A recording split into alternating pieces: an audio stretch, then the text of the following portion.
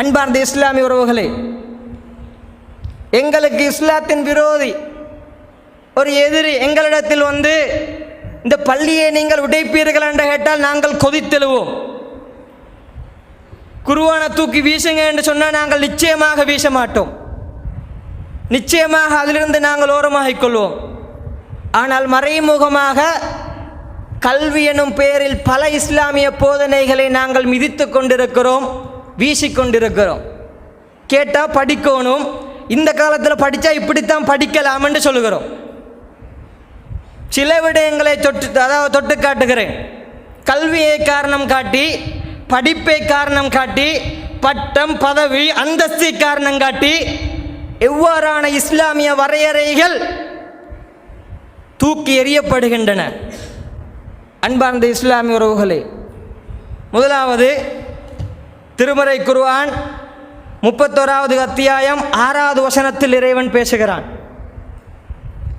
ஒமினன் நாசி my யஷ்தரி லஹுவல் ஹதீஸ் லியுதில்ல an சபீலில்லாஹி பிகைரி இல்ம் வயத்தஹிதஹா ஹுசுவா உலாயிக லஹும் அதாபும் முஹீன்.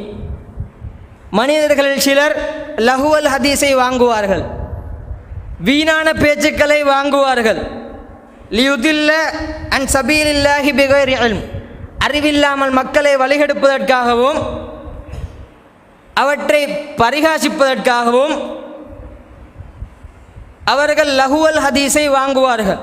உலாயிக லஹும் அதாபும் முஹீன், அவர்களுக்கு கடினமான இழிவான வேதனை இருக்கிறது என்று அல்லாஹ் வஹீனூடாக கதைக்கிறான்.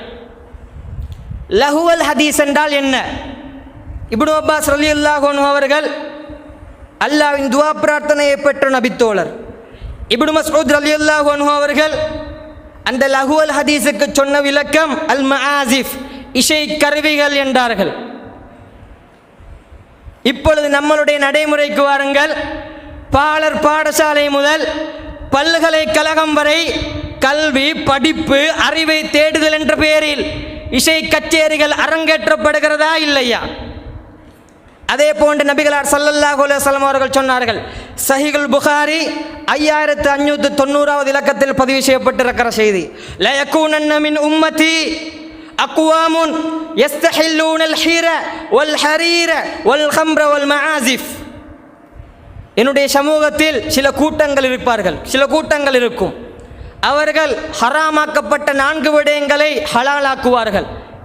அவர்கள் குரங்குகளாகவும் பன்றிகளாகவும் உருமாற்றப்பட்டு மறுமை நாள் வரை அவர்களுக்கு கொடுக்கப்படக்கூடிய தண்டனை அந்த ஹதீஸில் நபிகளார் சொல்லி முடிக்கிறார்கள். 4 விடயங்கள். ஒன்று விபச்சாரம், பட்டாடை, மதுபானம், இசைக்கருவிகள்.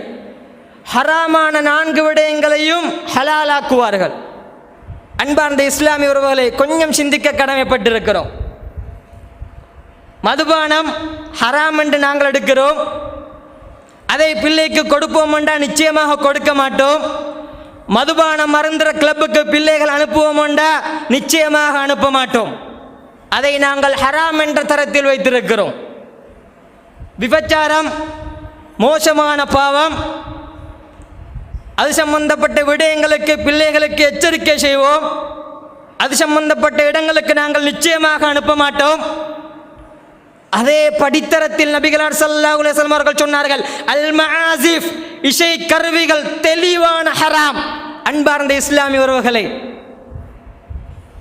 பாடசாலைகள் இறுதி நிகழ்வு வரும் பொழுது, இசை கச்சேரிகள் அரங்கேற்றப்படும் பொழுது எங்களுடைய பிள்ளைகளை அதில் கலந்து கொள்ள செய்து, அந்த இசை நிகழ்வுகளில் கலந்து கொள்ள செய்து முடிவடைந்து வந்த பின்னால் வாரி அணைத்து முத்தமிடுகிறோம் அல்லவா? விபச்சாரம் போன்ற பாவம் சர்வசாதாரணமாக கருதுகிறோம். கல்வி எனும் பெயரில் இந்த ஹராத்தை, இந்த சுன்னாவை நாங்கள் தூக்கி எறிகின்ற நிலையில் இருக்கிறோம். அன்பார்ந்த இஸ்லாமிய உறவுகளை, பாடசாலை கலாச்சார நிகழ்வுகளை எடுத்துக்கொள்ளுங்கள், கல்வி சுற்றுலாக்களை எடுத்துக்கொள்ளுங்கள். அதனுடைய ஆரம்பம் முதல் இறுதி வரை இந்த ஹராம் அரங்கேற்றப்படுதா இல்லையா கேட்டால், கல்வி படிப்பு இந்த காலத்தில் இப்படி படித்தா தான் படிக்கலாம் என்று சொல்லுவார்கள். அன்பார்ந்த இஸ்லாமிய உறவுகளை, இஸ்லாத்தின் வரையறை கல்விக்காக மீறப்படும் பொழுது நிச்சயமாக பண்பாடுள்ள ஒரு சமூகம் உருவாக மாட்டாது. அல்லாஹ் சொன்ன அந்த இரையச்சம் உள்ள சமூகத்தை கல்வியினால் உருவாக்க முடியாது. அன்பார்ந்த இஸ்லாமிய உறவுகளை, கல்வி எனும் பெயரில் இந்த சுன்னா மீறப்படாமல் இருக்க நாம் கவனமாக இருக்க வேண்டும். ஒவ்வொரு கட்டத்திலும் இசை சம்பந்தப்பட்ட விடயங்கள் கல்வி எனும் பெயரில் வருகிறது என்றால் அதிலிருந்து நாங்கள் தவிர்த்து கொள்வதோடு, பிள்ளைகளை தவிர்த்து கொள்ள செய்வதோடு, சமூகத்தையும் பாதுகாக்க வேண்டிய கடமை எனக்கும் உங்களுக்கும் இருக்கிறது. அன்பார்ந்த இஸ்லாமிய உறவுகளை, தெளிவான ஹராம். நாத்திகவாதிகள், சட்டவாதிகள் தான் இதை ஹலாலாக்குவார்கள்.